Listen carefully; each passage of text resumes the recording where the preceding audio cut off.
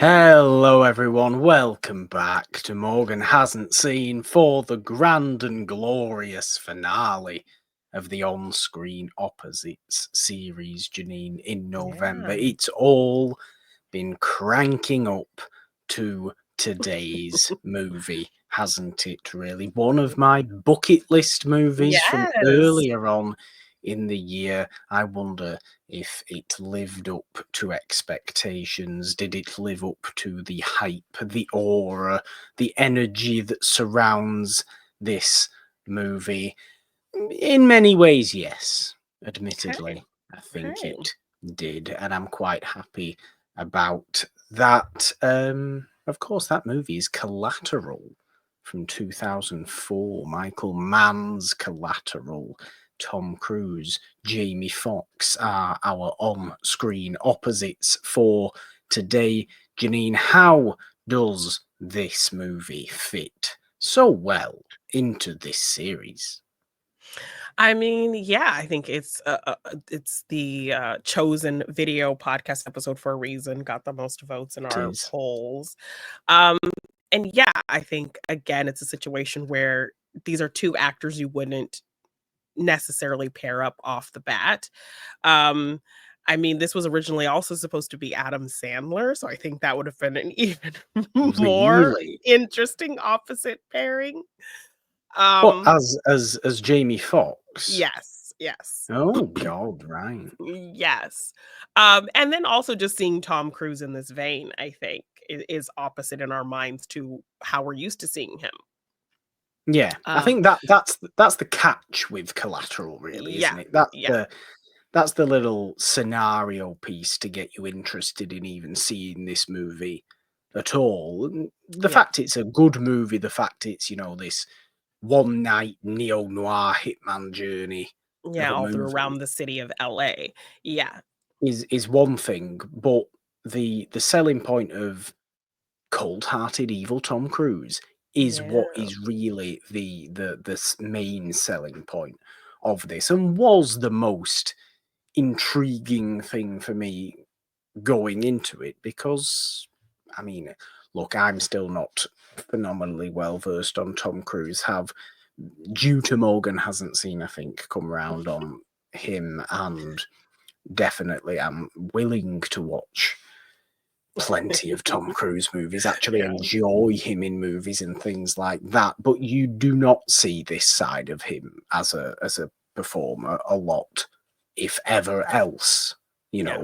at all, do you? He is always on the good side of the law, even if he's doing spy things in Mission Impossible. Yeah. He comes Yeah. across as the good side of everything, the uncorrupt side of everything, but he's anything but in this movie, right? And Yeah. it's where he comes up against kind of good-natured, I don't want to say simple-minded in a negative way, but I suppose kind of just self-focused, not really interested in wide conspiracies or anything like that, Jamie Foxx, Yeah, it's just a kind of who, straightforward, regular guy who knows yeah, LA. And I like that they pepper in things to show that he just knows the city really well. So he can kind of use that to his advantage in a lot of the situations. yeah. I mean, I'm thinking this could have been one of our questions in our Monday Madness Noirvember challenge, was Yeah. best film noir cabbie, and why can't Jamie Foxx in Collateral fall into that, given that you can quite easily call this movie a noir, a neo-noir, Oh, certainly, yes, but 100%, 100%. Yeah. it has that style, it has that tone, it has that dirtiness to it, that griminess to it, and it's the kind of movie where you feel like you're just, or maybe me watching it, I felt captured into the world of Mhm. Collateral, rather than being even overly interested about the intricacies of the plot and why exactly, Tom Cruise had to go and kill all these specific people that, he'd been hired to kill based on this court case that was going on, right? That Yes, was the the whole witnesses, point of yeah, what mhm. it is. It's all the witnesses, it's all the people who are involved. He's been hired by. Um, Javier Bardem. Yes, I think I had mentioned to you that some familiar faces would pop up, and they were gonna look kind of a little different than how, like, they're like, They "Oh, wait, are, yeah, right? they somehow look different than they normally look." So I And didn't not wanna just tell you. Javier Bardem, but Yes. Yes, which we will get into. But yeah, no, I yeah. didn't wanna tell you who they were because I was like, "Wait, why does he look like that? Why is his hair like that? What's on his face?" Like, Yes, I was thinking that with one particular yes, actor he in was. this movie Yes, who was very interesting to see in this vein as well, mhm. admittedly, as a Yeah. harder-edged kind of Like character. LA kind of detective guy. Like, Yes. Yes. yeah, Yes. So some familiar faces pop up for sure. So I wanted you to kind of have that like "What?" kind of thing. Also we get a interesting cameo at the beginning. That's this kind of we do. meta. It's a meta cameo. Yes, I was aware of this, Yes, and yeah. I think you know what? Why not get straight into it and talk about this opening cameo before we say a big thank you to all our It's Wonderful podcast patrons, which we of course have to do today. I was well aware of this cameo Yes. being a thing. I knew it was in this movie. I knew exactly what it was supposed to be. Jason Statham, obviously, at the Yes. very, very beginning, supposedly his character from the Transporter Yes, so he's movies. actually meant to be Frank, his character from the Transporter movies, being the one to kind of do the bag switch drop off, giving Yeah, Tom Cruise the list for this mission. So yeah, a fun little meta thing just happening right off the top. yeah, it's nice when that sort of thing can happen. Yeah. It's almost like you expect Statham to show up in the rest of the movie because he's such a known face, and Yes. essentially the movie opens with his face rather than anybody else's who's going to be in this movie Yeah. for any length of time. And I think it's also Um, kind of this like kind of throw you off a little bit like is he going to be the guy we're following? Is he yeah, going to be involved in something? And then it's the surprise of seeing Tom Cruise with this hair try look, really putting the effort into making you not see this man as Tom Cruise. So, yeah, with the real grey hair, the grey yeah. stubble, and the grey Yeah. suit that are all the Yeah. same shade of grey. Yeah. It's really cleanly put together as an Yeah. aesthetic from Tom Cruise in the movie, and Vincent, I suppose, in the movie. Very Yes. Hitman-ish in that Yeah. sense. You always have to be put together, but inconspicuous. And Yes. I think he comes across as exactly that because he never ever, goes in trying to cause a scene. He never ever goes in trying to be the loudest person in the room, in his dress, in his attitude, in anything like Yeah. that, and is therefore clearly very, very good at his job, very, very efficient at his job, Yeah. which is why he's been hired for this particular job that he goes on in this movie, right? But no, it's a fun cameo to Yeah. begin the movie with. It really, really is. Yes. Let's do say a big thank you to all our It's Wonderful podcast patrons, though, of course, Jeannine, Yes. because we do like to do that on an episode of the show every single week. It is the least we can do for our wonderful supporters. If you would like to join them and join us on the Patreon, there is a link in the description of this episode. There's also a donation link down there as well. We would love you forever. We can't do what we do without this generous support. And we will start by saying a big thank you to Adam Witt. And thank you, Michael Smith. Thank you to Abby Friel. Thank you, Ferris Muthana. Thank you to 90s Comics Box, Jannine's big brother Justin. Thank you, Tina Farrow. Thank you to Marcus Burton. Thank you to Movie Fanobi Steve. Thank you to Samir Tesfaye. Thank you, Patrick Harden. Thank you to Carla Feast. Thank you to the great Ken Knapsack. Thank you to Tom and Kimber of the Odd Shaped channel. Thank you, Eric Garcia. And thank you, of course, to Billy Polahan. Yes. Yay. As we always say, applause for the patrons and applause for the movie. The movie certainly deserves great Yes. applause. And like I said, Jeannine, you know, the plot and the intricacies of why things are necessarily happening are not what I'm most focused on in this movie. I enjoy the aesthetic of it. I Mhm. enjoy the tone of it.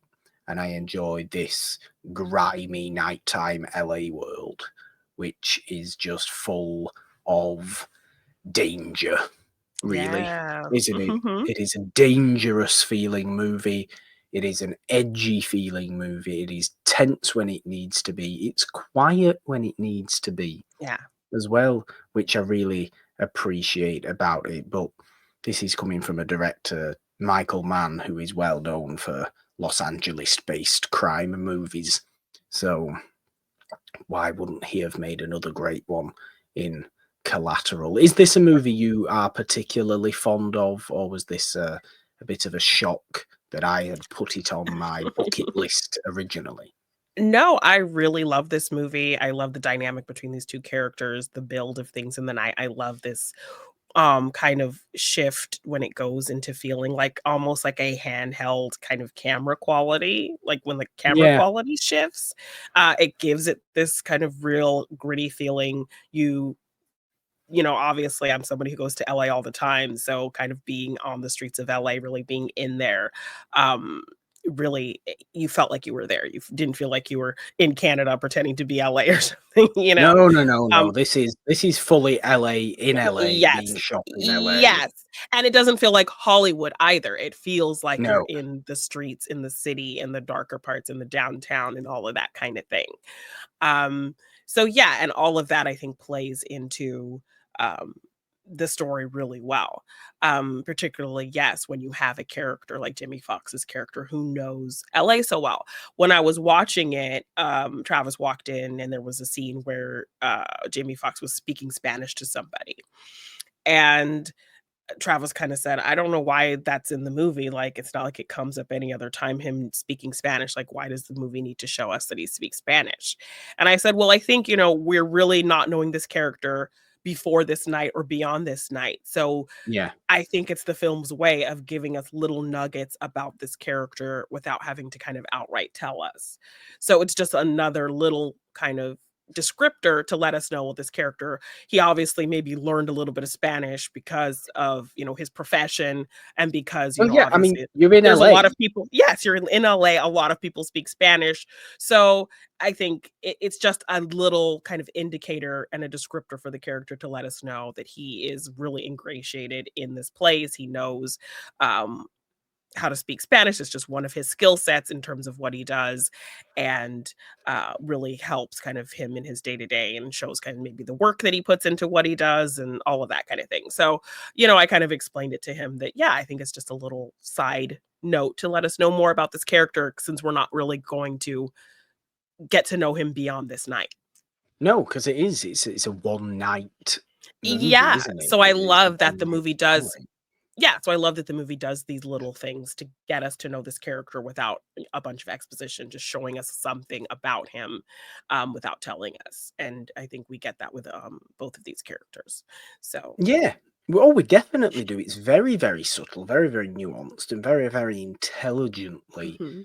done. I think we're immediately endeared to Jamie Foxx, and we're immediately a Yeah. bit intimidated by Cruz. And that is the way they are both framed. It's the way they're both presented in their Mhm. introduction scenes, I suppose. We Yeah. obviously begin with Jamie Foxx picking up um, Jada Pinkett.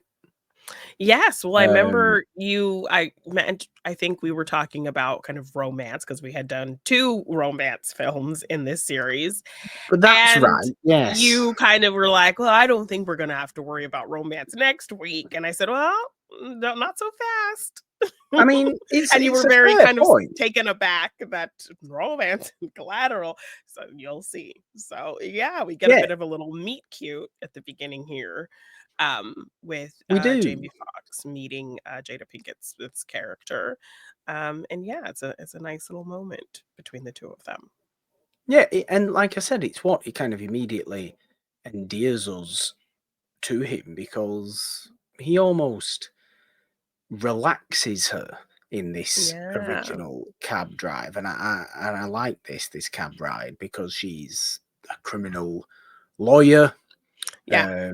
She's all stressed out. She's all hyped up on this one case that she's going. We don't know exactly what this case is yet. So her even just describing this to him, thinking it's like this innocuous case, this innocuous thing that's happening in her life, and then how it kind of comes back full circle and plays into this weird coincidental connection that he ends up having with Tom Cruise.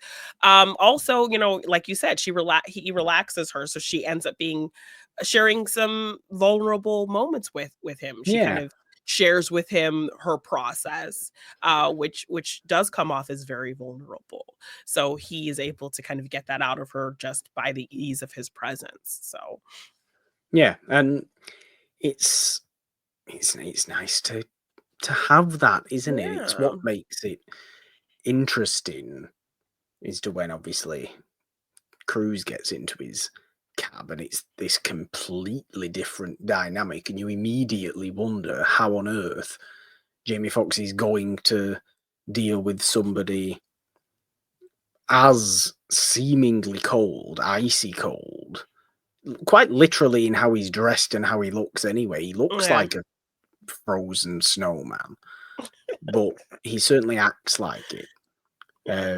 When we've just seen him be able to ease Jada Pinkett Smith a lot, and what is that dynamic going to be like with Cruise now? Because that's all I knew going into Collateral, right? That it was Jamie Foxx as a cab driver, Tom Cruise as a hitman. I assume arguments. I don't know. That's all I knew. So that dynamic was what really, really intrigued me. I was not expecting any level of romance whatsoever. So the fact that, he's not overwhelmed with romance. No, but you can tell there's an energy between, and we open with it. So it stands to reason why he would kind of go through what he goes through at the end. And admittedly, we close with it as well, don't we? Yeah. We open with it, we close with it, and all the middle is almost a protecting that romance, so that he doesn't even realize until it's actually made clear that he must protect those little infatuation feelings he was feeling at the beginning of the movie. When it does start getting very, very intense indeed. But when Vincent does step into the cab, it seems like nothing's overly amiss for Jamie Foxx. He takes him to where he wants to go. It seems a little bit, unsure. No, he kind of tries to break the routine a bit and tells him, I'll pay you to just drive me all night. I have different stops to go to for my work, and then right back on a 6 a.m. flight out of here. So how about you just stick where with the me all night? unsureness comes from. Yes. And so he's like, how about you just be my driver all night? I'll pay you, $600, make it worth your while. Max is really hesitant, like, I don't know, that's not what we're really supposed to do. He's described kind of this plan that he has for himself, when he's talking to Jada Pinkett about his plans, his dreams to have this kind of island limos, kind of party car, kind of party limo service, and he wants to make it a whole experience, and he's really kind of excited about it. So obviously he's been driving a cab for so many years and still hasn't made this dream happen. That's something kind of they establish in the film as well. So this financial opportunity to make a little bit extra cash, it's enticing. So we set up this character to maybe somebody who wouldn't be against the possibility of making a little bit more money to kind of figure out this thing that he has wanted to do. So no, and that's the I suppose slight desperation that comes from Jamie Foxx is an interesting angle to this movie as well. And it's something that Vincent is able to play on a lot. It's something that is, again, it's not something that overwhelms the movie, but it's something that is there in the background, in the subtext of what's going on, so you can understand why some of the character choices Yeah. are what they are. Because we see Jamie Foxx slightly later on end up lying to his mother in a hospital bed, saying, oh, he does have a limo service. I'm very proud of Yeah. his limo service Oh, and all yeah. He this. And sends he me all doesn't these have signed this limo celebrity service. photos. Yeah. Yeah. He doesn't have this at all. He's lying. He wants to impress people. He wants to show that he is better than he is Yeah, he's almost. successful. Yeah. He's more successful than he is, and it's the sad side of Jamie Foxx in this movie. It's something that he's able to play very, very well. I mean, most Yes. recently on the show, we've seen rather silly versions of Jamie Foxx, haven't we? Yes. Which is very nice as well. But Yes. he's a incredibly competent, dramatic actor as well. Yes. I mean, as I think we mentioned, prefacing this episode, that this was his double night Oscar nomination for, he won Yeah, for Ray this night, but also the same night was nominated for this character for Max in this film, for best supporting.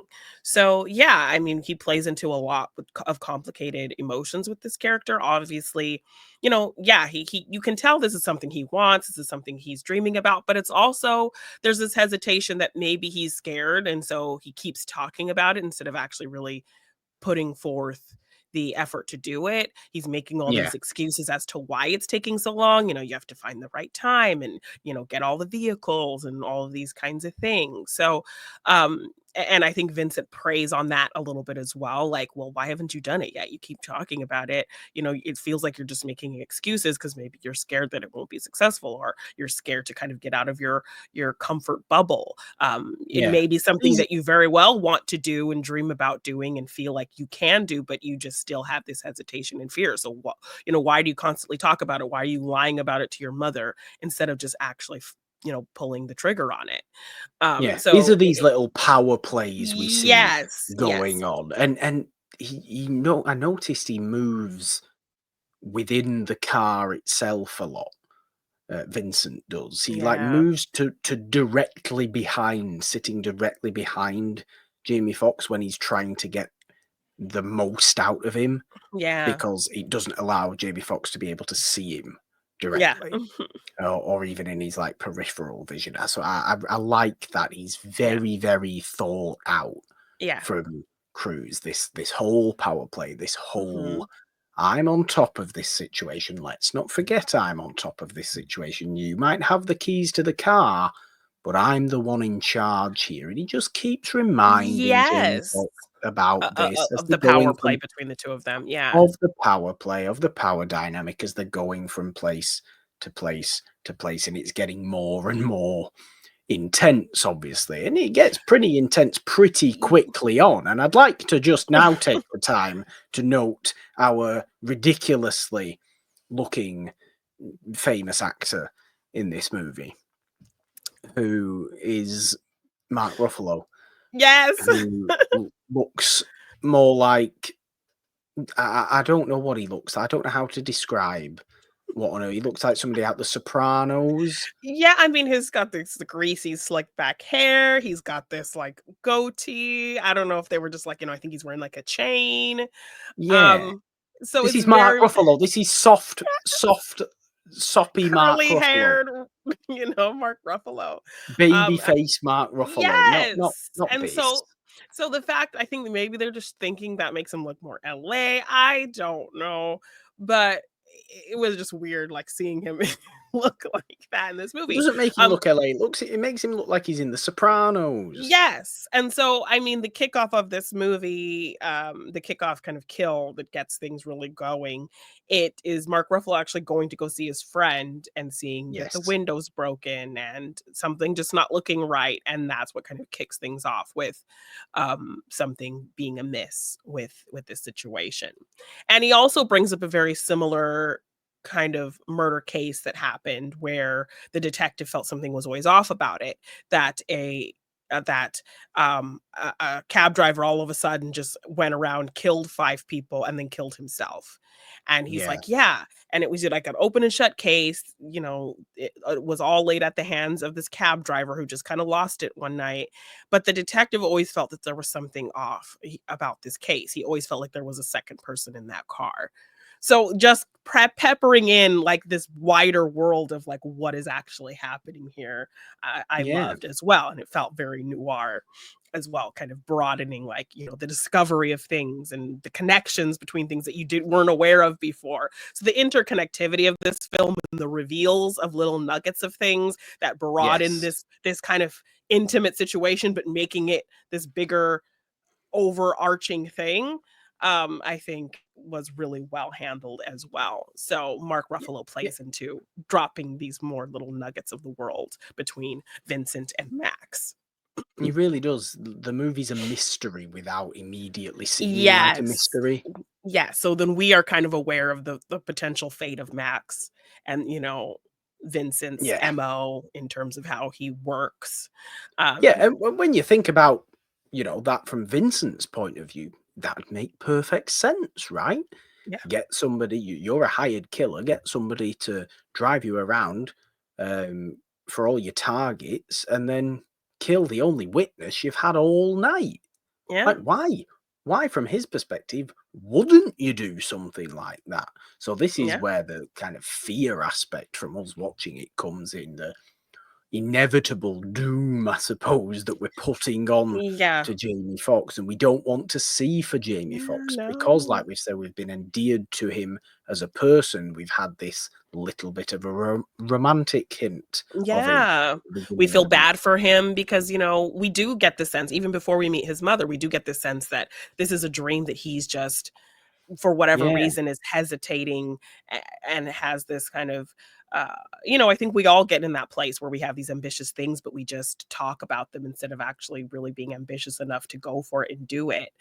And we that's feel that something with from him. LA as well, right? Though Yes, the it's dreamer quality of Los yes. Angeles has kind of eaten away at the inside of Jamie Foxx in the Yes, movie. and making every excuse to not be able to do it. It's this thing's fault. It's the timing's fault. It's not my fault, kind of thing.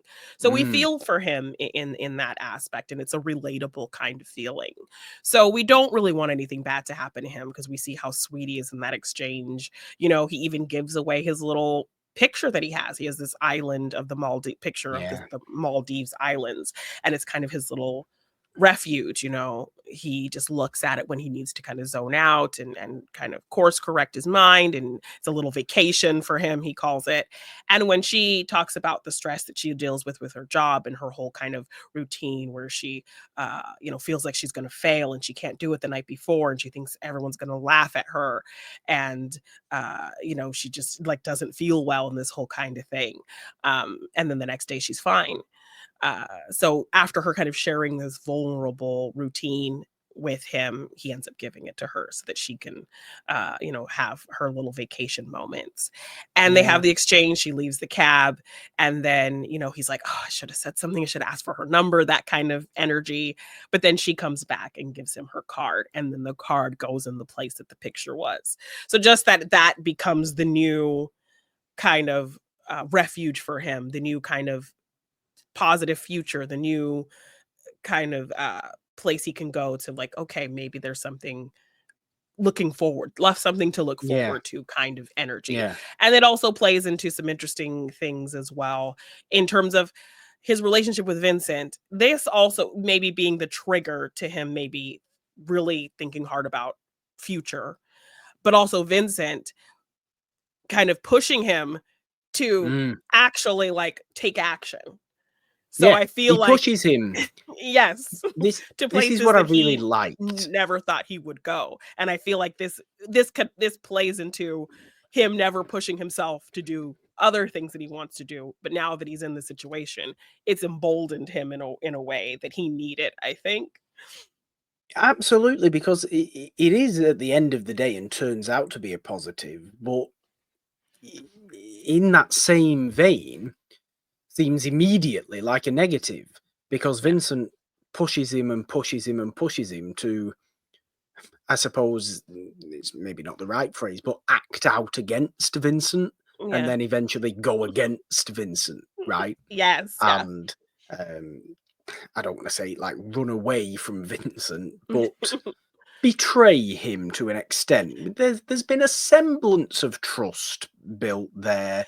You know, they've Yeah. shoved a dead guy in the back of his cab in Yeah, the so trunk. this first Mark Ruffalo friend kill, um, it's supposed to, and I think, Vincent is supposed to do all of this without Max knowing what's happening, Exactly. but the guy backs up out of the window and falls onto Max's cab. So then it Yeah. reveals immediately. So it becomes a unpredictable situation for Vincent to have to kind of navigate. Yeah.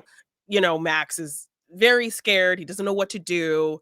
Um, and Vincent has to convince him, this is what we have to do. We're going to put the body in the trunk. We're going to clean off the car. We're going to still go on with what we need to do. This is what I do for a living. And you're just going to have to take part in this.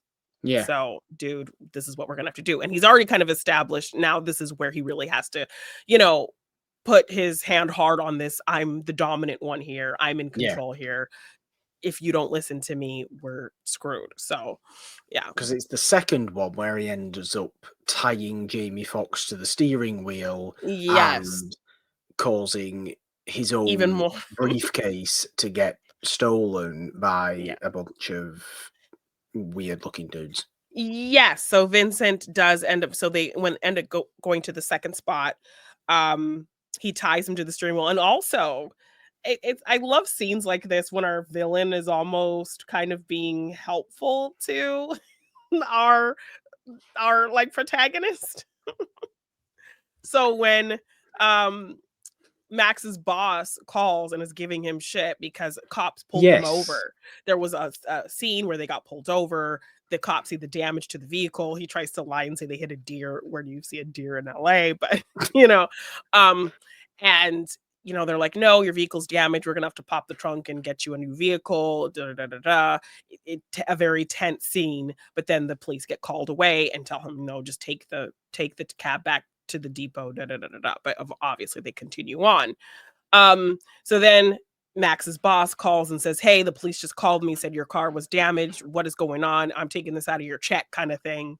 And Vincent gets on the line and like stands up for Max and says, why are you trying to extort this working man? I'm I'm a lawyer and I'm his fare, and I'm telling you, you can't do this to this man. You know your insurance will cover it. Stop being an asshole. Tell him he's being an asshole, Max. You're being an asshole. And he actually kind of stands up for Max in a weird way. So I love kind of the kind of awkward feeling you have as a viewer, because you're like, this is kind of cool that he's doing this for Max, but he's also terrible. Yeah, it's what makes the dynamic so interesting, because it's clearly all about power play. Yet there has to be a level of trust they both have in each other. Yes, yeah. And that comes to a head later on in the movie, where Max completely loses any sort of trust in Vincent whatsoever. Yes. Yes. Understandably so. He's a cold-hearted hitman. He's there to do a job. Nothing's gonna get in his way, not even this supposed friend he's made. That's not the case at all. It's all really been a power play. But Vincent also needs Max to still be doing what he's been doing, because when Max doesn't do what Vincent needs him to do, which is the next stage of the movie, after this kind of, we look like we've been a bit friends, getting we've had on the briefcase stolen. So Max is in the alley as Vincent's doing this second hit. He ties him to the steering wheel. This is after the boss call situation, but Max is still trying to get away, so he's like trying to honk the horn and get attention. And so some people hear him honking, come. He's like, hey, I'm tied to the steering wheel. Help me, help me. And it's a bunch of thugs. So they just end up pulling out their own gun, stealing Vincent's bag, and walking away, as Vincent has just finished this hit and comes out and he catches them stealing his bag, and his bag has all the list of the people he's supposed to kill and all of that kind of thing. So Vincent ends up killing the two guys and getting his bag back, and then obviously throwing some blame at Max. See, this is what happens when you do things like this. People who shouldn't have had to die end up dying. So Yeah. that also kind of, I think, settles Max into like behaving or listening to Vincent, because look what happens when he's trying to like, get away or whatever. So a situation to kind of keep Max doing what, as you said, what Vincent needs him to do, and keep him in line for a little bit longer as we kind of go through. Yeah.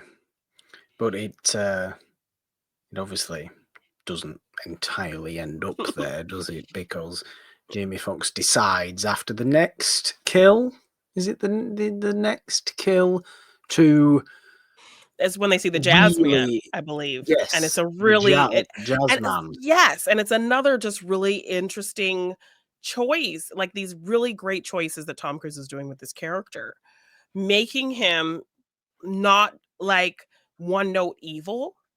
He plays No. it the whole time like a guy just doing his job, and a guy Yeah. doing his job to the ends that he needs to do them. And he doesn't make him completely cold. He makes him really complex in a lot of ways, but still very much holding a demeanor. So Tom Cruise has to play to a lot of things with his character, and he does. And so when they now go to see this jazz man, they actually sit with him and talk with him. Yeah. For And quite a long time. yes, and he's telling all these stories about Miles Davis, and they're laughing, they're having a good time. Jamie Foxx is sitting there, he's really kind of getting into this guy's stories about Miles Davis. They had, I think, sat and listened and watched him play beforehand. Yeah. So no one else is in the jazz club. They're all just kind of sitting there, and he's telling these great stories about Miles Davis and learning from him and playing with him and all this stuff. And then kind of Vincent ends the conversation saying, I'll have to tell so-and-so the story. Obviously the man who wants the jazz guy dead. Yes. So then the jazz guy goes cold, and he's like kind of taken aback.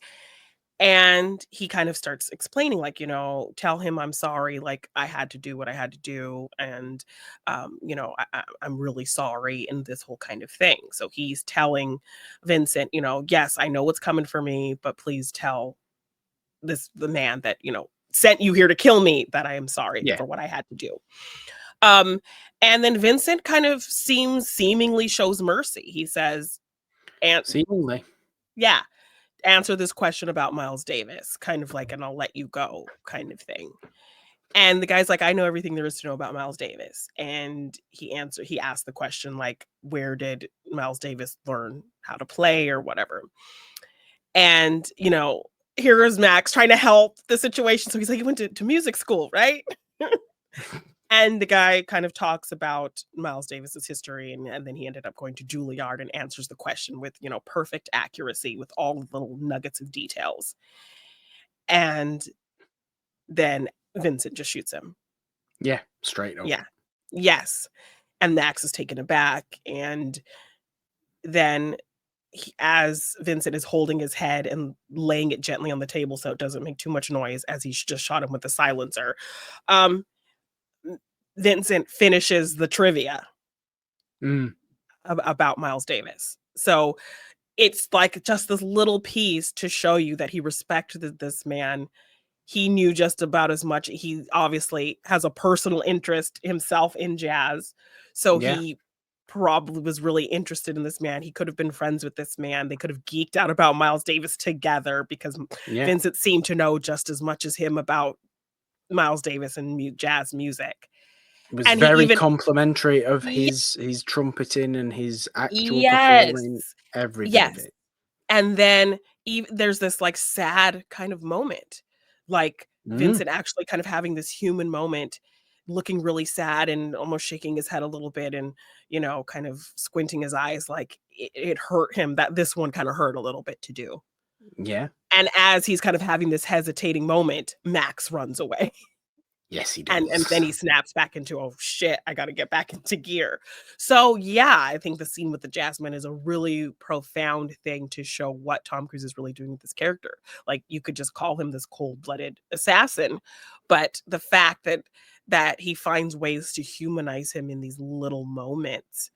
And we even get This is Yes. the interesting thing about Cruise, right? Is that he manages to humanize the most inhuman characters, yet he can never humanize himself In actual in actual life. real life. Yes, and it's like just on a film set, he seems like a really great human. Like he cares about Yeah, the people making the film. He cares about the set. He cares about like people being safe and everyone doing a good job. And he's perfectly kind and respectful and wonderful to everybody involved.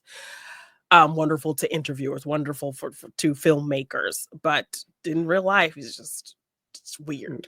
Like it it's just sucks. odd. It sucks because in the movie world, he is an incredible lover and maker of films. He has Yeah, so I mean, much he's respect and competence in that vein of his life. But just as to function as a human person in the world in actual life, he's just so weird and wrong and Scientology nonsense. Like I hate it. yeah, It sucks. It's like such a he waste is. of like a great filmmaking person.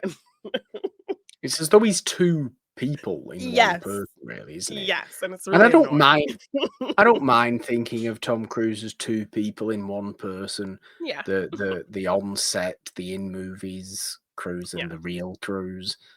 I'm perfectly happy to do that. Because I have great admiration for the on-set Tom Cruise and Yes. the filmmaking Tom Cruise, the dedicated to his life Yeah. work Tom Cruise. Yes, and he comes from a very specific era of Hollywood, where the name recognition was everything, and, Yeah, films were big and huge, and, movie stars were the thing, kind of, yeah, and so the fact that he's kind of the last one of those people, the Brad Pitts and the George Clooney's, who have kind of really held on to this want for quality and going yeah, bigger and being really involved in the filmmaking process and projects and yeah, sure, Brad Pitt and George Clooney have been doing things and still making movies and stuff, but not to like the all-encompassing degree that I feel like Tom has kept up for a lot of years. So, many, many, many years at this yeah, point, right? yeah, I mean, 40-year career at this point. Yeah, yeah, yeah, 40-ish year career at this yeah, point. yeah. Must be 84. Yeah, it must be about then, right? I don't know exactly Mhm. what Tom Cruise's first movie was, but I would imagine it's early 80s, Yeah. considering he is Like around the Outsiders 60. times and that How kind old of is he? stuff. 61-ish. 61-ish, yeah. Um, but yeah, it's crazy to think. I am equally as impressed as you by him in this movie and by those little nuanced things he does put in this movie. But look, it Yeah. is when Jamie Foxx runs away that this movie becomes most interesting to me because he ends up actually taking some of the confidence, of the self-confidence that has actually been injected into him by Vincent Yeah. and using it to try and do the right thing in the Yeah. end, like actually saying, "Oh, hold on a minute. No, no, no, we shouldn't be assassinating people. This shouldn't be a real thing that happens. So I'm Yeah. going to try and do all I can to stop Stop this from you. happening." Yes. Yes. And so Vincent, or Max does get kind of proactive in this kind of latter half of the film, which we love to see. And it's like, I feel like again, it's this metaphor of him never being proactive on important things. And Yeah, this time, he's been pushed to really see what he needs to do and find that drive. But we do get another emotional, not emotional, but a more human scene again with Vincent when he meets Max's mother as well, which I think is a great scene. yes, Um, yes, we do. yeah, because there's these constant calls from Max's mom because he visits her every night in the hospital, and he Max is just very much like, "I'm just not gonna see her tonight," and Vincent's like, "No, if this is something you do every night, breaking your routine is very, conspicuous, so we can't do that. You need to go see her." So he ends up taking Vincent to go see his mother in the hospital. And he's like, "Oh, let's buy her some flowers." He's like, "Ugh, she's not going to want any flowers. Like, she's going to say I wasted my money on it. She doesn't appreciate things like that. She just doesn't. That's just not her. Like, she's not going to want them." Yeah. And he's like, "This woman carried you for 9 months. We're going to get her some flowers. I'm going to buy her some flowers." So sure enough, Vincent and him come into the room. Um, and he gives her these flowers, and she's like, "Why are you wasting your money on flowers? Like, don't buy me no flowers. I don't want these." And he's like, "Oh, Vincent bought you the flowers." "Oh, you bought me the flowers. That's so nice." And then they're having this whole conversation about him like he's not there, and he's getting frustrated because something obviously happens to him all the time. Oh "Stop yeah. talking about me like I'm not in the room.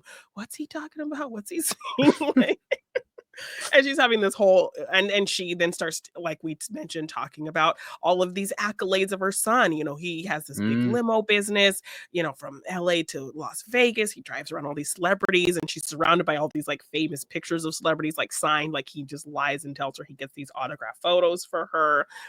And so it gives Vincent, I think, just another little nugget that he can use to mess with Max's psyche and keep him kind of under control. And he kind Absolutely. of And he and does throw try. in yes, and he does try to use this later about him lying to his mother and not being a success, and does he not, why is he not doing the thing he says he's gonna do, and all of this kind of thing. So yeah, I think all of that builds, I think, and then again, it's another scene where Max, I can't remember if this is the scene when he runs away from the Jasmine, or if it's this scene when he sneaks away, and that's when he actually takes Vincent's bag and I don't remember exactly which one it is, but he does take Vincent's yes, back at as one point. Vincent's talking to his mother, Max gets away, Yes, it and must be then. It must be then. and he's able to get Vincent's bag, and he throws it uh over onto the freeway, and all his whole list and everything just gets Yeah. damaged and ruined. And yeah, Vincent is rightfully upset, and Max thinks he's Yes. done it. He stopped whatever is going to happen in motion, and Vincent is like, "No, that's not how this It's not how works. it I have to do works. my job. Now you have to get me a new list." And so we're just Yes. like, how is this gonna go? Yes, this is very, very interesting because this Yeah. is when Jamie Foxx has to pretend to be Vincent, Yes. to go Yeah. to a specific nightclub to meet with the client, Yeah. as played by Javier Javier Bardem, Bardem. Yes. who is very nice to see. I don't think I've seen him in a movie as early as this, certainly not an American movie, Mhm. as early as 2004. So he was a nice little face to see in Yeah. this, I must say. But he's giving his usual quietly, broodingly intimidating spiel, isn't he? He's very kind of good at seeming like he has all the power without ever having to raise his voice, without ever having to do much of anything energetically or Yeah. anything like that. He just has that calm demeanor, that real. I mean, in what is probably still his most famous role, embodies that to Yeah. absolute perfection, doesn't he? In No Country for Old Men, Oh, yeah. constantly just Mhm. strolling about the movie, as calm as you like, while being absolutely terrifying. Yes, And and I think that's what Vincent would have been had maybe Max never caught him, yes, in that quite after that first possibly. kill. Uh, Quite possibly. But it's a really interesting, kind of funny scene with Jamie Foxx trying to come across like Vincent, because Yeah. Vincent is this face that nobody knows who the face is. They just know, I assume, the name and the Mhm. result of his Yeah. work, right? Um, and the details of what they have to do to get this work. Nobody knows his Yes. face. That's the point of a hitman. They're supposed to be, as we say, the most inconspicuous people possible, so they Yes. can do the job to the best of their ability. Um, but I'm not quite sure if it's ever entirely believable from Jamie Foxx, from Max, as that he is Vincent in this particular scene. I think he's trying his best, but he's stumbling a little bit Yeah. over his But words. what is interesting is he does end up kind of pulling out lines that Vincent has said to him. He does. And Oh, he does. Yeah. he ends up kind of finding this confidence. So, like, Vincent kind of gives him a bit of this monologue about having to adapt, and so he ends up kind of saying that word for word.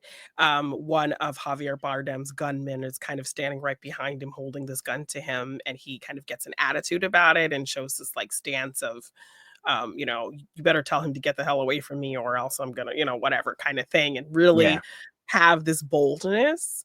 Like, the first kind of part of it, he's very hesitant and doesn't seem like he knows what he's doing and almost giving the game away a little bit.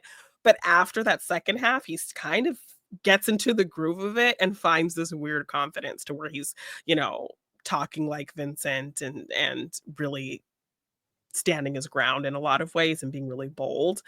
Yeah. And he ends up kind of being really cool with the situation by the end. So we love this kind of shift that we're seeing in Max, and know that he's eventually probably going to bring this boldness into the situation with Vincent. Yeah. And I love I even think by it's the a scene. It's a scene that mirrors the entire movie almost. It starts yeah. very awkwardly from him, very, very Yes. stumbling. Like you're really sure, you really Yeah. just think he's going to end up getting himself killed immediately. But Yeah. the confidence grows, the confidence builds, and we haven't seen the full extent of the confidence at its peak from Max in the whole movie yet. But with this scene, I think we understand that that is to come. Because Yeah. by the end of that scene, him and Javier Bardem are like, yeah, okay, this is great. Yeah. Yes, I mean, and it's not even to the quite as point cheerful as that, but it's No. to that understanding level. Yes, and kind of a bit of a joke of the ending of that exchange where, because obviously Javier Bardem is pissed off that, like, you're supposed to be this competent guy that I hired, and now you're like, you can't find your list. And so, Yeah, Max shifts into this, well, there were cops sniffing around, so I had to get rid of the list and this kind of thing. And then by the end of the exchange, he gets a new list. And he also, like, offers a discount on Vincent's behalf. So he's like, screw he you, does. Vincent, you're not going to get paid as much as you were. So at He least if I can does. do that, I'm going to do that. So he's like, 25% off my regular rate. He's like, very generous. And he's like, no, let's make it 35% off. So I love that he, like, is even thinking about a little dig at Vincent on that Yeah, level as well. Like, the why not? pettiness of just this little thing is great. And while this is happening, all this investigation with Mark Ruffalo is Yes, happening. They're working with another unit as well, and the other unit fully thinks it's Max. Whereas Mark Ruffalo is still under this impression that no, I think the cab driver is not the one. So they start putting pieces together based off of other murders. They kind of compare how the two victims so far they notice are victims that are in part of this big case. And yeah, then the two bodies of the thugs who tried to steal the bag, they were shot in the same way, in the same style, that kind of assassin style of, like, one in the chest, one in the head kind of thing, mm, or maybe 2 in the chest, 1 in the head, kind of very specific way of yeah, shooting, and that's how the other 2 victims were shot as well. So it seems like it was they were both killed by the same killer. So Mark Ruffalo is kind of starting to put these pieces together that there is something happening. Somebody is out here killing the people involved in this case. The people who have been watching Javier Bardem, they see Max and hear him say, "I'm Vincent," say, "It's Vincent, I'm Vincent." yes, So they yeah, think it's him. They see the damaged cab in the alley. So Mark Ruffalo, who's working with this other unit, is putting it together. But there's also a conflict because he thinks there's more going on. They're very much straightforward. No, it must be this cabbie, Jamie Foxx. So that all plays into kind of the mix-ups that'll happen and the chaos that's building as this thing gets more and more crazy. So Vincent gets the USB with the new list. He takes Max's kind of dashboard, kind of tablet computer, and puts it in there so he can see the list. So the next spot is at this nightclub where the next guy is at. So this is where the chaos ensues because both units of police are headed to this location to find Max, who they think is Yes. Vincent, and Mark Ruffalo to find who is really doing this and what is going on. So all of it is building up, and we get this big club scene, which feels very much John Wicky at this point, which of course John I Wick was was not a thinking thing. exactly But the same thing. It feels like the most John Wick scene possible, doesn't it? yes. Why not put your most intensely chaotic, chase sequence inside of a nightclub where there's just chaos going on anyway, and it's super Yes. loud and there's so many Right? people everywhere who are Dancing and not paying any attention remotely to no what to you're all that's paying happening. attention to. Exactly. And this song, which we haven't done this series yet, which we will do at some point, is very synonymous with a big chase scene in the Bourne Identity. So I think Okay. most people kind of hear this song and already think of a very intense situation. So Okay. this song being in this scene that is all built on tension, Do you all want to these do different pieces. do you actually want to do the Bourne movies for this? Like, I've got literally no interest in the Bourne movies whatsoever. Yes, I do want to do we haven't done a franchise in a while. I think it would be a decent one I mean, to it's an follow. understandable one to do. I mean, how many is there? 5? I think there's 5. 4. I think there's Are you 4. sure there's not If 5? you I think I there's think there was 3 original. Was there not Identity, Supremacy, Ultimatum? Then the one with Jeremy Renner. Jeremy then Renner, and then they did a new one. Yeah, so there is 5. new one. Yes. Yeah. Yeah, so there's 5. So, I mean, at some point, if we want to do a franchise again, because I think we've kind of hit a lot of the big franchise you haven't seen. An awful lot. Yeah. An awful lot. I mean, we did But all yeah, of nightclub chaos. Why not have nightclub chaos? It works, right? I Yes. love these kind of movies Yes. for having nightclub chaos. Yeah, and it's an LA film, so that also kind of fits into the vibe as well. So Max is in there, Vincent's in there, both sets of cops units are in there, and so it's this big chaotic thing, and we see our victim just sitting at his table with his ladies, Yes. kind of just chilling kind of thing. So Vincent's looking for the guy, the cops are looking for the one unit's looking for Max, and Mark Ruffalo is essentially maybe also looking for Max. So yeah, it's a chaotic situation. So one of the cops from the other unit finds Max first and is yelling at him, calling him Vincent, like, hey, stop. And he's about to, he like has a gun on Max, but then I think Vincent actually shoots the guy in the leg. And Yes. Max is able to get away. He runs into Mark Ruffalo and it kind of tries to explain to him what's really happening. Mark Ruffalo believes him and is trying to get him out of the club. Once shots are fired, the club's now in chaos. Everybody's running around. Yeah. Vincent is still trying to find the big boss guy. He ultimately gets the boss guy cornered. His guys are trying to get him out of the situation, but it's too late. And Vincent ultimately kills the big boss, and then kind of runs off into the chaos of the club. Max is with Mark Ruffalo. He's like, okay, I got you, man. You're going to be okay. You're going to be okay. So, oh my gosh, Max is going to get out of it. They're finding their way out the door. And then Max turns around and sees Mark Ruffalo get shot several times by Vincent. Yes. And it's like, come on, Max, let's get in the car. Like he's almost like he saved him or something. Yeah. And almost Vincent, like he saved him when Ruffalo was. Yeah, he's like, come on, let's get in the car. Let's get out of here. And Max is just like, he's upset. So annoyed. He's so annoyed, but not like, doesn't explode, doesn't do any of that kind of. He's just like, he knows so that would right there. Yeah. He knows that would be the worst thing to possibly do. Yeah. It's what comes next that causes Max to finally go fully against Vincent. Yeah. And this is the culmination of the movie now, isn't it, really? Once Ruffalo dies, there's one person left. Yeah. At this point, and it happens to be the criminal lawyer who is Yes. involved in But this that's not case. even revealed to him just in this No, moment. not quite No. yet. After No. Mark Ruffalo is killed and they get in the car and he's telling him to drive him to the next place, Max is now fed up. He's like, I'm tired of this man Oh killing yeah. these people. I'm tired of being drug into this.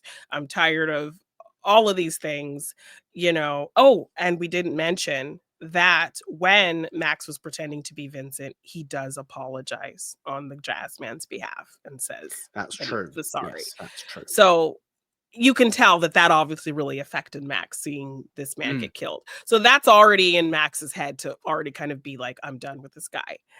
And then Vincent kind of trying to use Max's lack of accomplishment against him ends Yeah. up kind of doing the reverse thing in Max after everything and being like, okay, well, yeah, I guess, you know, I have nothing going for me, so I really have nothing to lose. So Mm.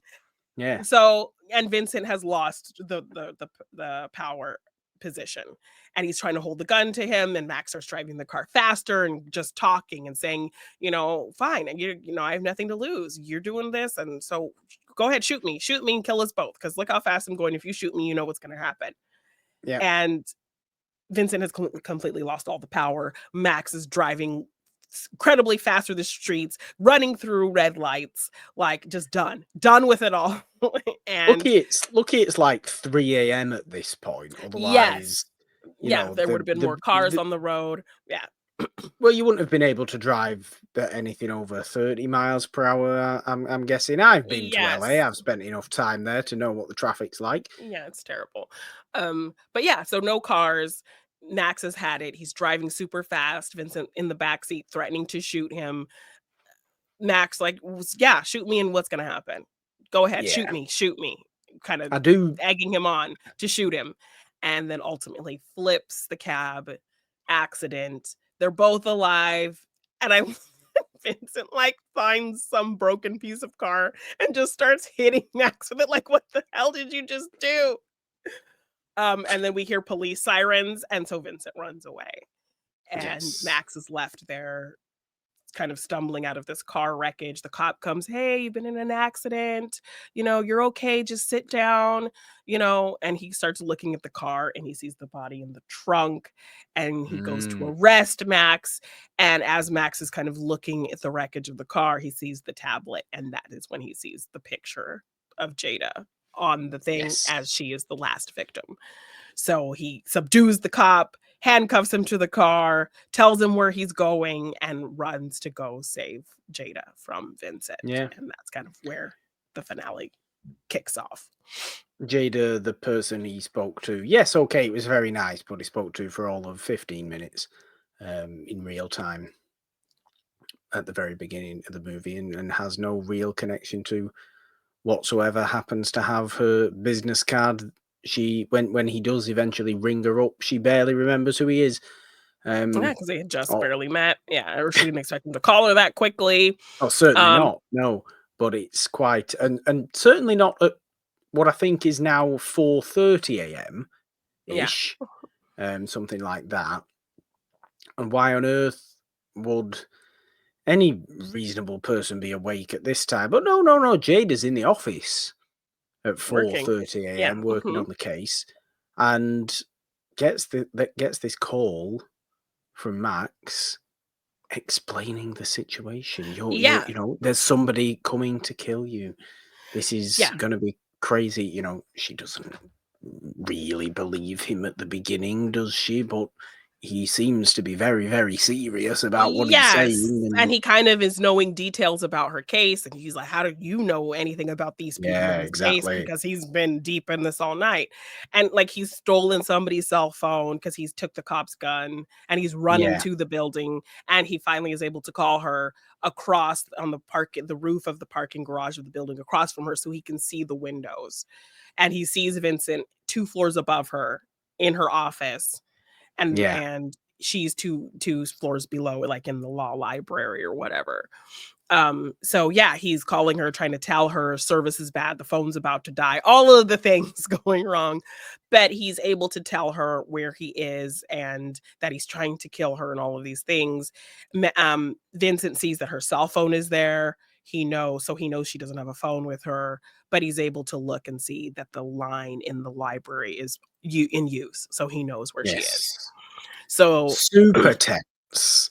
You know yes. exactly what is to be expected to come, and I Yeah. think that the music at this point adds to a great Mhm. deal Yeah. of tension as well. I really like it for doing that.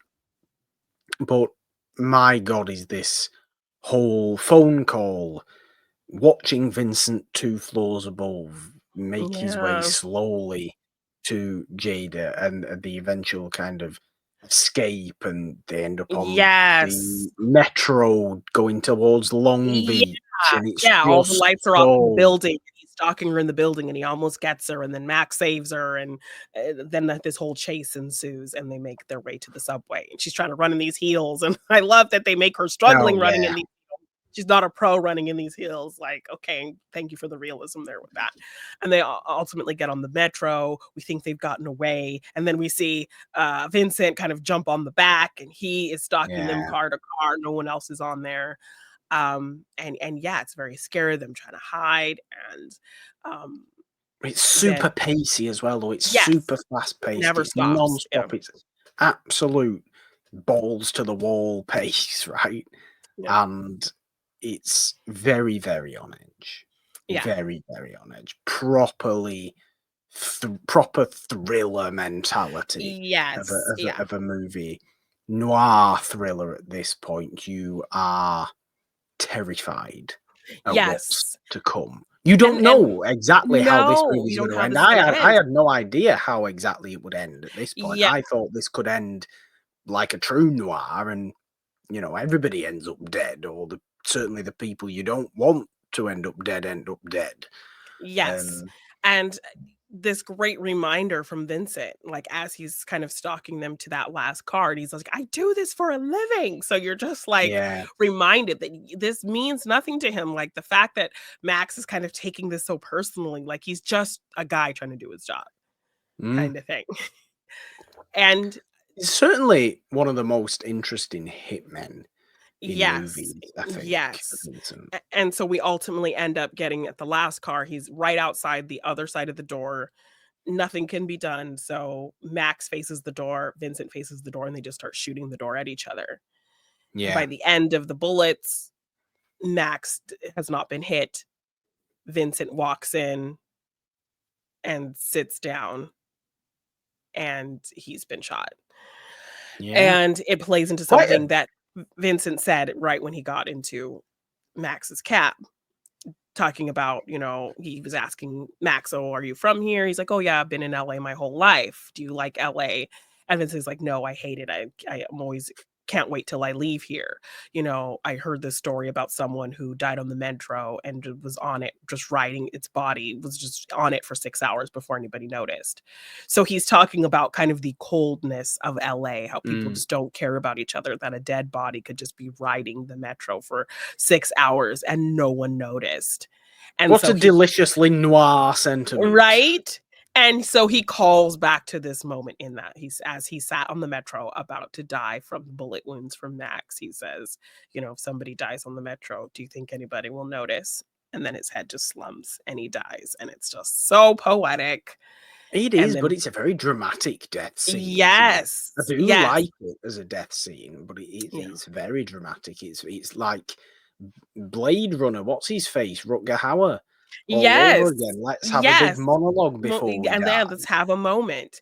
And the strings are like these tense, drawn out, like kind of like Yes, sounding yes, strings that yes. just build all this kind of noir tension in the moment as Jada and Max walk off into the sunrise coming up, The all kind of sunrise, not bad. walking to the sunset. They're walking No, into the sunrise. sunrise as it's morning. They're all kind of beat up and battered, and we just see Vincent dead on the metro, and that's kind of how it Yeah, ends. And yeah, it that's is. Collateral. It's a crazy movie, really. Yeah. I like how small scale it feels while being absolutely all encompassing Los Angeles Mhm. craziness. Yeah, yeah. Um, I still like how tiny of a story It actually is about very specific things happening to very specific people. Yeah. And the wider world not being privy, not being relevant, not, having any sway in these Yeah. decisions whatsoever. I like I said at the beginning, I really found myself getting wrapped up in the world of Collateral more so than the necessary intricacies of the plot, because it is quite an intricate little plot for being simple, really, of a Yeah. movie. Because you need to realize the level of, I suppose, criminal justice going on, and Yeah. trying to, get rid of people so people don't get indicted and things like that. It's all Yeah. very like that. And the movie does a good job at explaining why. It does a good job at giving you reasons to everything. But is first and foremost for me just a great tense time Yeah. of an action thriller, of a neo noir, and that's what I wanted from it. That's what I got Yeah. from it, Okay. and I'm very happy it has closed out this series on Yay. screen opposite Tom Morgan hasn't seen, which has been a very interesting series, Jeannine. It's Yeah. been all over the place Yeah. in terms of style of movie, Yes. and it's going to make the ranking now very difficult, I think. Okay. Okay. We have Collateral, we have White Knights, we have The Truth About Cats and Dogs, and we have The Proposal. Yes, a very I mean, how the hell interesting do name. you rank these things? They're all so very different. Yeah. They really are. I feel like number 4 probably ends up being The Proposal. Okay. A Definitely. surprisingly sincere movie, like I said as much on the Yes. episode. I enjoyed seeing genuine acting from Ryan Reynolds. I didn't think he was quite capable of that. Yeah. But Not incredibly it groundbreaking in any way. no, it felt like a fairly run-of-the-mill Yeah. 2000s rom-com, and Yeah. a good solid inclusion into that brand of Yes. rom-com. Yes. And that's what it was, and it was good at Yeah. doing that, and it was fine. So it probably has to come at number 4. Truth About Cats and Dogs, I felt was a little bit more interesting of a Yeah. rom-com than that, so that probably ends up being 3. Okay. I think White Knights might be 1. Wow. I just Okay. think it is. I just think it is. I liked this movie an awful lot. I really Okay. did. I'm happy it was the bucket list movie. I'm happy it was this month's video show. I'm happy to have seen it. It gave me everything I expected from it. But what is often the case with Morgan Hasn't Seen is it's the movies that give me something I was not expecting in a positive light from Okay. them. And that's what White Knights gave me. Nice. Because, like I Okay. said so many times in that White Knights episode, somewhere in that movie is a terrible, cheesy, horrible movie called Dancing for Freedom, and it never allowed itself to get there.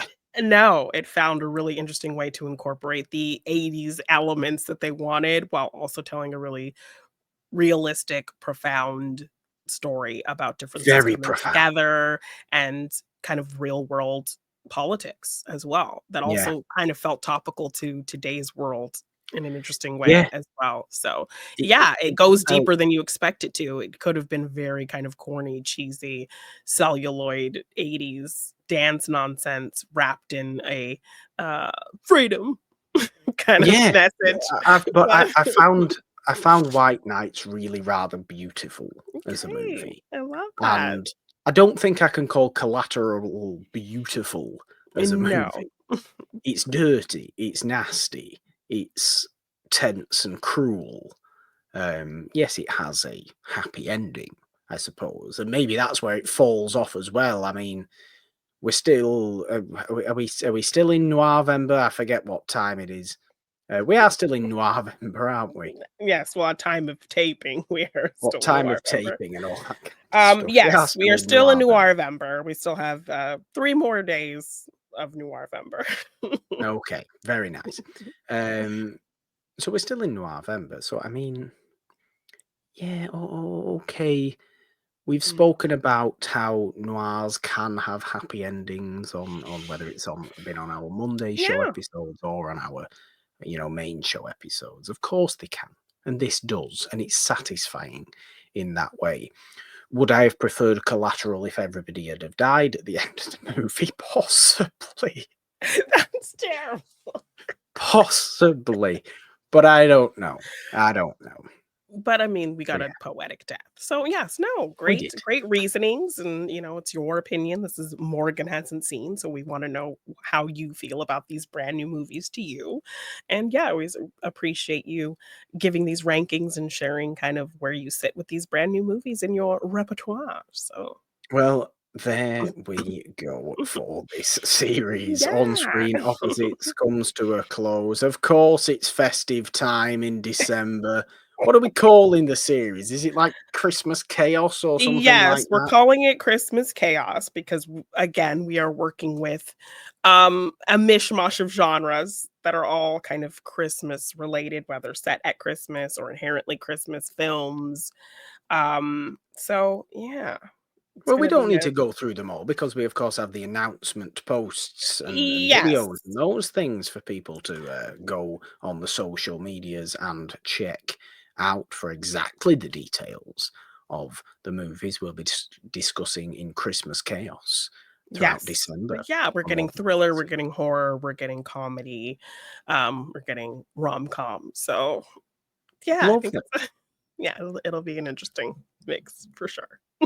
It always is at the festive time, isn't it? We always end up doing some utter trash, but some really I quite mean, great when as you well. kind of are at the bottom of the barrel when it comes to Christmas movies, you gotta figure something out. I know, but you remember when we were doing things like Christmas Evil, and it was just silly. Like, what's Yes, going that on was here? great. That was great though. Crazy It was holiday. Sure. great. I Yes. enjoyed it, but Yeah. it's not a good movie, No, but fun nonetheless. but a fun movie. Yeah. But yes, that is what's coming next. Of course, this is Morgan Hasn't Seen It. Is not the only show we have on the It's a Wonderful podcast feed. The main show itself, celebrating old movies, Noirvember, of course, is every Friday. Monday Madness is there. We've had no Noirvember challenges on Monday Madness throughout November as well.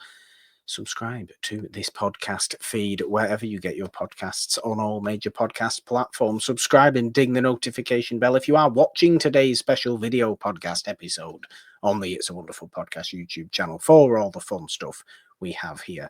Of course, we spoke about the Patreon and donation links before. You can, of course, find us on all the social medias, though on the app formerly known as Twitter still, at It's a Wonderful One. You can, of course, also find the podcast on Blue Sky at It's a Wonderful One. You can find me on the app formerly known as Twitter at the Purple Don with a 3 instead of the E in the because, Jeannine. 3 is a magic number. On Instagram, TikTok, and Blue Sky at the Purple Don. All your collateral stuff is where. Are you collateral to anything, Jeannine? I mean, you'll have to ask the Possibly. things other people if I am. You can find me at Jeannine Devine _ on Twitter, Jeannine Devine on Instagram, TikTok, and Blue Sky. If you want to get any merch for any of our shows, just check the description for the link or search It's a Wonderful Podcast on teespring.com. And if you want to purchase any of my art in print form, you can find that at my Big Cartel shop, Jeannine9design.bigcartel.com. And I'm terrified at the impression you're going to ask me to do right now. So why? What impression am I going to ask you to do? Sopranos era Mark Ruffalo? is that what you were going to ask me to do? Yes. There are a bevy of terrible impressions, actors who I do in terrible impressions of in this movie. I did not want to give you a Javier Bardem impression to do because I think we had one reasonably recently on this show. So I want you to pretend to be Sopranos era I can't do that Mark either. Ruffalo. It's so weird. It is weird. Okay. 3, 2, 1. I love that. That's great. Bye.